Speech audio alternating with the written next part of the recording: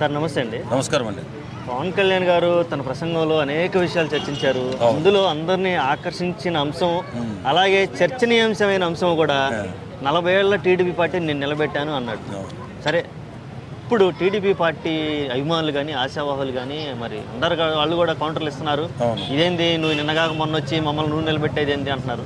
దానికి మీరు ఎలా స్పందిస్తారు? ఇప్పుడు 40 ఏళ్ల పార్టీ జవసత్వాలు చచ్చిపోయి అతపాతాళానికి వెళ్ళిపోయిన సందర్భంలో ఏం జరిగిందంటే చంద్రబాబు నాయుడు అండ్ ఆ పార్టీ ఎలాగా రాజకీయాలలో ఉండకూడదని జగన్మోహన్ రెడ్డి చేసిన ప్లాన్ ఏంటంటే ఇతన్ని ఏదో కేసులో ఇరికించాలనో లేకపోతే నిజంగా వాస్తవంగా అక్రమం జరిగిందో మనం మాట్లాడకూడదు.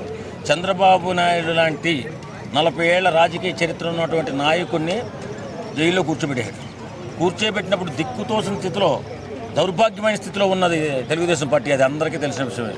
అలాంటప్పుడు దయాగుణం జాలి దయతో ఎంత సీనియారిటీ ఉన్న విజన్ ఉన్న నాయకుడిని అయ్యో జైల్లో పెట్టారనే జాలితో బాధతో పవన్ కళ్యాణ్ గారు పరామర్శించడానికి వెళ్ళారు.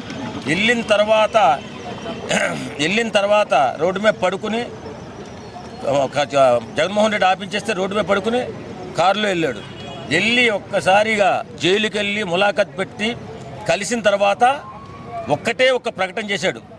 చనిపోయినటువంటి మనిషి కూడా మన సంజీవని పుల్ల వేసినట్టుగా దమ్మలు వేసిన తెలుగుదేశం జనసేన రెండు ఒక్క ప్రసంగమే రాజకీయాన్ని మొత్తం లేపేసింది పైకి. అది గుర్తించాలా?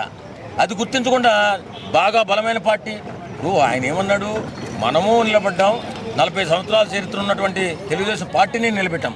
ఓకే, అది ఒరిజినల్గా నిజం. ఇది కాదనలేని సత్యం. ఎవడన్నా పొరపాటున ఆయన సీనియర్ 40 సంవత్సరాలు ఉన్నాడంటే అని అనుకుంటే అది మీ కర్మ, ఏం చేయలేం. సహాయం చేసిన వ్యక్తికి మీరు అంత సహాయం చేశాడు కాబట్టి ఈరోజు చంద్రబాబు నాయుడు గుండెల్లో పెట్టుకుని, లోకేష్ బాబు గుండెల్లో పెట్టుకుని చూసుకున్నారు ఇవాళ పవన్ కళ్యాణ్ని. ఏది లేకుండా ఉంటే పవన్ కళ్యాణ్ అంత గొప్పగా ఎందుకు చూసుకుంటారు? నా పక్కన ప్రతి గవర్నమెంట్ ఆఫీస్లో పవన్ కళ్యాణ్ ఫోటో ఉండాలని ఎందుకు శాసిస్తాడు అతను? అంత కింద దిగజారిపోయినటువంటి పరిస్థితిలో చనిపోయిన పార్టీని సంజీవిని ఇచ్చి బతికించినటువంటి వాడు పవన్ కళ్యాణ్. అలాంటి వ్యక్తి చెప్పుకోవాలా, మనం చేసింది సాయం కాదు. ఇప్పుడు మనం అలాంటి పరిస్థితిలో మనం నిలబడ్డాం. అవతల వాళ్ళని కూడా 40 సంవత్సరాలుగా చరిత్ర కలిగిన పార్టీని కూడా నిలబెట్టాం. నేను ఎందుకు నిలబెట్టాలనిపించింది? చంద్రబాబు నాయుడు గారిని అరెస్ట్ చేసిన తర్వాత నేను చాలా బాధపడ్డాను.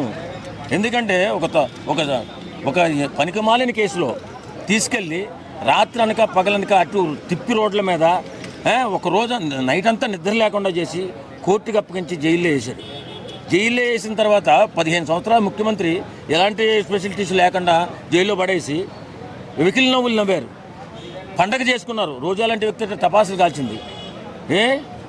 అప్పుడు పవన్ కళ్యాణ్ వచ్చి తోలు తీసి నేల మీద కూర్చోబెట్టి 11 సీట్లు చేర్చాడు. అది చెప్పుకోవడంలో తప్పే ఉందండి.